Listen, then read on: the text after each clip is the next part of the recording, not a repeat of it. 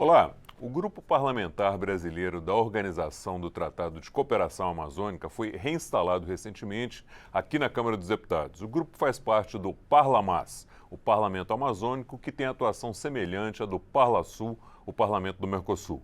O grupo é integrado por Brasil, Bolívia, Colômbia, Equador, Guiana, Peru, Suriname e Venezuela e tem como objetivos a defesa do bioma amazônico e colocar em prática o Tratado de Cooperação entre os países da região.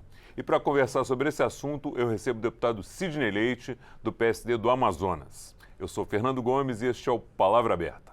Deputado, seja muito bem-vindo. Muito obrigado por estar aqui com a gente mais uma vez. Eu que agradeço, Fernando. Eu só poderia começar nos falando dos trabalhos desse grupo, como é que foi a cúpula, quais as expectativas do senhor? Eu começaria lá atrás, né? A COP Rio, eu entendo que ela é um marco do debate sobre a questão não só da Amazônia, mas das principais florestas do mundo, que são mais duas. E de lá para cá, muito se debateu, muitos documentos saíram inclusive tratados, né? Nós temos aí o de Kyoto, de Copenhague, de Paris, mas de concreto, quase nada, muito pouco.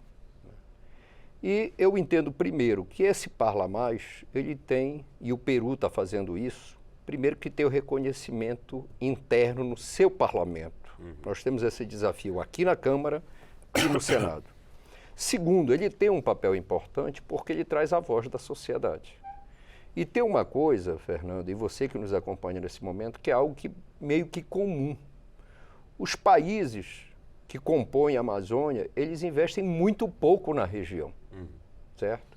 E eu entendo hoje que o grande desafio da Amazônia é nós garantirmos o equilíbrio entre a sustentabilidade da biodiversidade e a sustentabilidade social.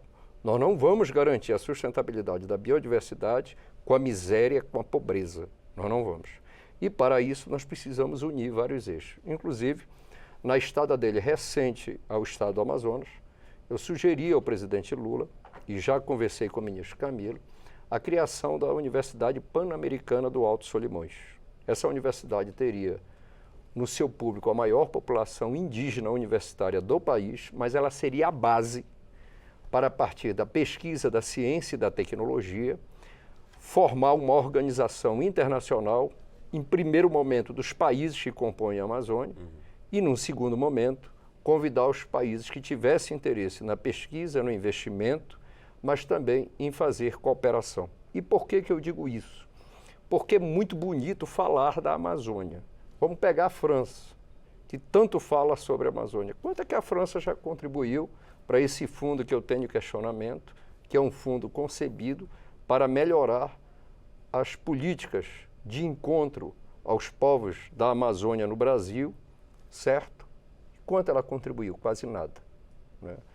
E o Fundo Amazônia teve aí seus percalços e está resistindo, que é uma alternativa discutida e colocada. Então eu entendo que esse parlamento tem muito a contribuir, dialogando com vários setores da sociedade, mas sem desprezar os saberes e as pessoas que vivem e que moram na Amazônia. Lembrando que essa grande biodiversidade tem suas contradições, das populações tradicionais, mas também de grandes cidades, como Bogotá e Manaus. Manaus é a maior cidade da Amazônia brasileira.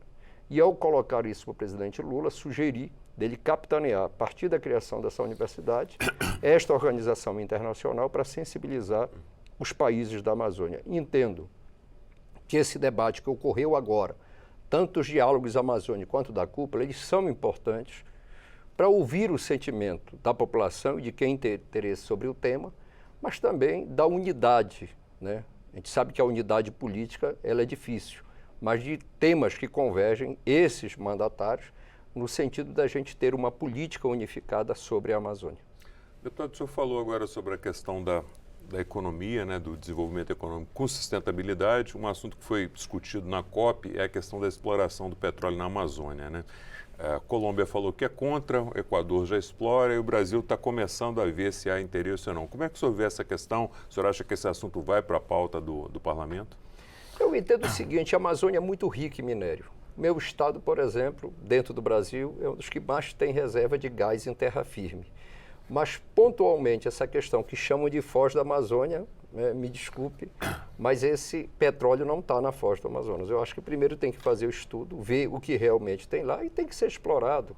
Haja visto o seguinte, aquilo que nós conseguimos fazer com racionalidade, com o uso da tecnologia, e o Brasil é um exemplo disso na exploração de petróleo na sua costa marítima, de que o que a gente tem de incidente nisso e quanto tem possibilitado de riqueza. Agora, não é justo, por exemplo, que o Brasil importe muito do seu potássio, quanto no estado do Amazonas tem uma reserva que pode ser explorado com baixíssimo impacto ambiental e diminuindo a pobreza e a miséria. Só para citar o estado do Amazonas, que é o maior estado do Brasil que compõe a Amazônia, em torno de 58% da população estão abaixo da linha da pobreza.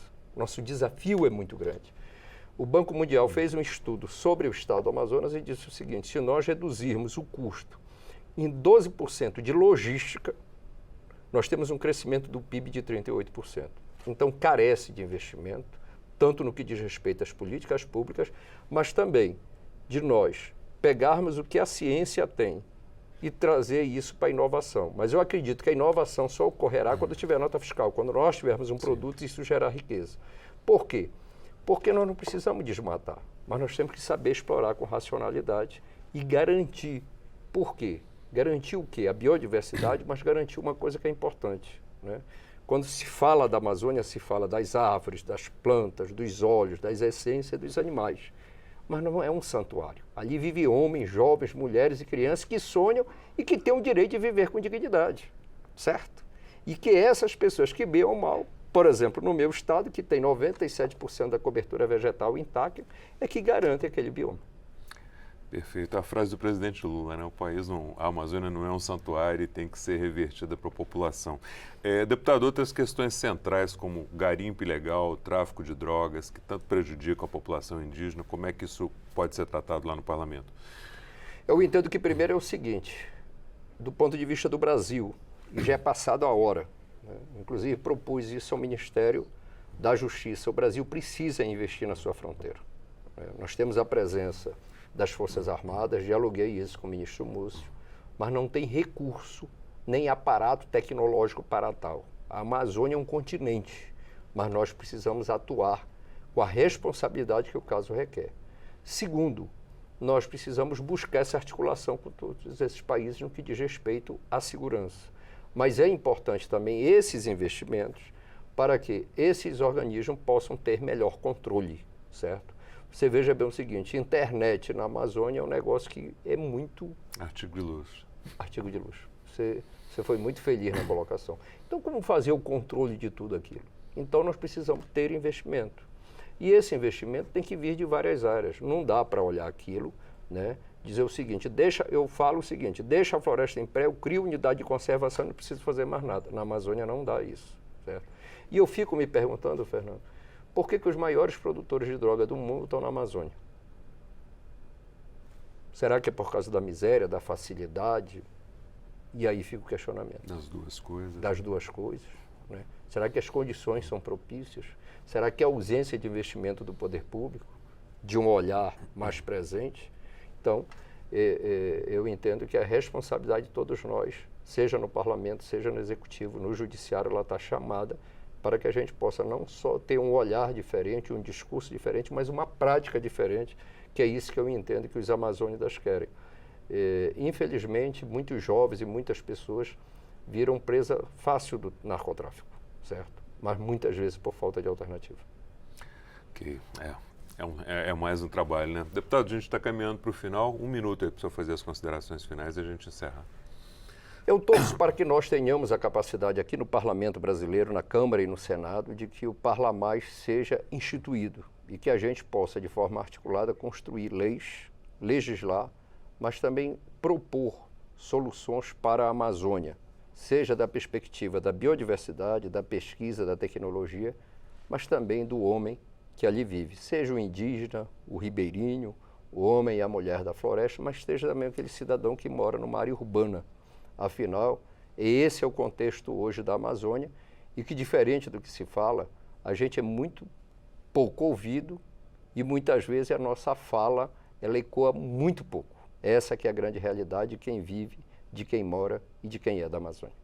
Deputado, muito obrigado aí pelos esclarecimentos. Seja sempre muito bem-vindo aqui ao Palavra Aberta. Eu que agradeço, Fernando. Obrigado. Eu conversei com o deputado Sidney Leite, do PSD do Amazonas, sobre o Parla Mais, o Parlamento Amazônico. Se você quiser assistir novamente a este ou a outro dos nossos programas ou ter mais informações sobre esse assunto, é só acessar o site da Câmara, câmara.leg.br, nossas páginas nas redes sociais, nosso canal no YouTube ou o aplicativo Câmara ao Vivo no seu celular. A você que nos acompanha, muito obrigado pela sua audiência, um forte abraço e até a próxima.